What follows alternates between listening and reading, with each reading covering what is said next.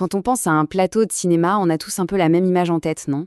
Une vision un peu romantique presque. Mais cette image, aujourd'hui, elle est complètement dépassée. En coulisses, loin des caméras, une véritable révolution invisible a tout changé. Voilà, on a d'un côté le mythe, le réalisateur, son directeur de la photo, seul maître à bord, seul détenteur de la vision. Et puis de l'autre, la réalité. Et là, c'est plus du tout la même histoire. C'est un véritable hub technologique, ça bourdonne d'écrans, de données qui circulent partout et de nouvelles compétences qui viennent un peu bousculer tout ce bel ordre établi. Et c'est ça le point le plus important. On n'est pas juste passé de l'argentique au numérique et puis voilà, l'affaire est réglée. Non, non.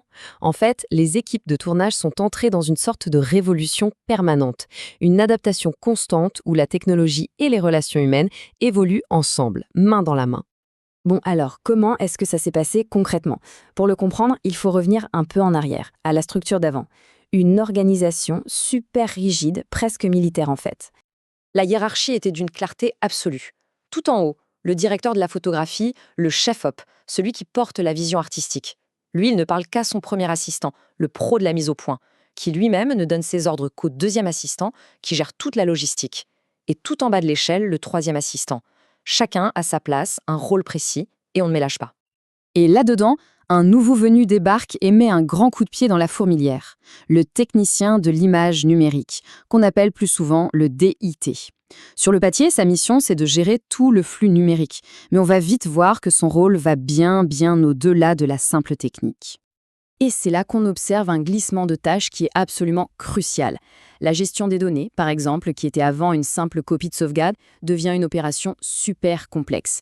Mais le plus important, c'est que le DIT récupère une fonction qui est, elle, carrément artistique, le pré-étalonnage. Directement sur le plateau, il commence à sculpter l'esthétique du film, ce qui avant était réservé uniquement à la post-production. Forcément, cette nouvelle répartition des cartes, ça a une conséquence majeure. Le savoir technique, l'expertise devient une nouvelle forme de pouvoir, une nouvelle monnaie d'échange. Cette citation de Sacha, un DIT, résume ça parfaitement. Les décisions esthétiques majeures, ce qu'on appelle les looks, elles ne se prennent plus seulement des mois après en post-prod. Non, elles sont initiées, parfois même déjà décidées, pendant le tournage. Et qui est au cœur de tout ça? Le DIT? Du coup, on assiste à un retournement de situation assez fascinant. Des directeurs de la photo, des pointures avec parfois 30 ans de carrière, se retrouvent à devoir compter sur les connaissances de techniciens beaucoup plus jeunes qui sortent à peine de l'école pour simplement réussir à maîtriser les caméras numériques. L'expérience ne suffit plus, il faut le savoir technique. Et ça génère une pression énorme, bien sûr. Pour tous les techniciens, la formation maintenant, elle est continue, elle est autonome, c'est chacun pour soi. Il faut constamment apprendre à se servir des nouveaux outils, comme le Ciné-RT pour la mise au point. Parce que si on ne le fait pas, on risque tout simplement de ne plus être appelé, de sortir du circuit. Mais le changement le plus spectaculaire, il ne touche pas que les métiers ou les compétences, non. Il transforme la manière même dont on regarde l'image de cinéma au moment où elle est en train de se faire. Pour bien comprendre, il faut faire un petit saut dans le passé, à l'époque où on tournait sur pellicule. L'image qui était en train de s'enregistrer, c'était un secret.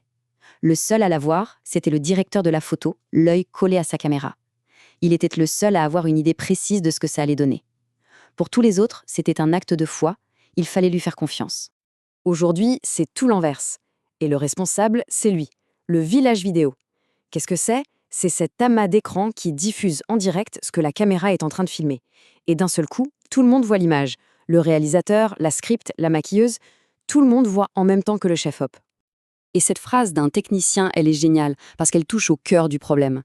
Elle dit que même si l'image sur un de ses moniteurs n'est pas tout à fait juste, pas bien réglée, elle devient quand même la référence pour toute l'équipe. Une sorte de vérité qui échappe totalement au contrôle du directeur de la photo. Les conséquences sont dingues. Le travail du chef-op, qui était autrefois un processus intime, presque secret, devient une performance publique. Chaque choix, chaque réglage peut être commenté, critiqué en direct. Son autorité sur l'image, qui était absolue, est maintenant partagée, diluée, voire même remise en question par ce regard collectif. Quand on met tout ça bout à bout, la nouvelle hiérarchie, le pouvoir du savoir technique, ce regard collectif, on voit se dessiner ce qu'on pourrait appeler une nouvelle politique du regard sur un plateau. Et c'est vraiment ça l'idée centrale. Cette révolution n'est pas juste une affaire de technologie, elle est profondément sociale. Les nouveaux outils n'ont pas seulement changé les méthodes de travail, ils ont complètement reformaté les relations humaines, les hiérarchies, les jeux de pouvoir, Les sociologues ont même un concept pour décrire ça, la vision professionnelle. C'est l'idée que le regard sur l'image n'est plus celui d'un seul homme, mais un regard collectif, qui se négocie en permanence, qui se construit à travers les outils, les discussions, les rapports de force au sein de toute l'équipe. On apprend à voir ensemble. Et tout ça, ça nous laisse avec une dernière grande question, une question qui ouvre le débat. Si toute la politique en coulisses, la manière dont on fabrique les images, a été à ce point bouleversée, quel est l'impact final sur les films qu'on nous donne à voir? Est-ce que les images elles-mêmes ont changé?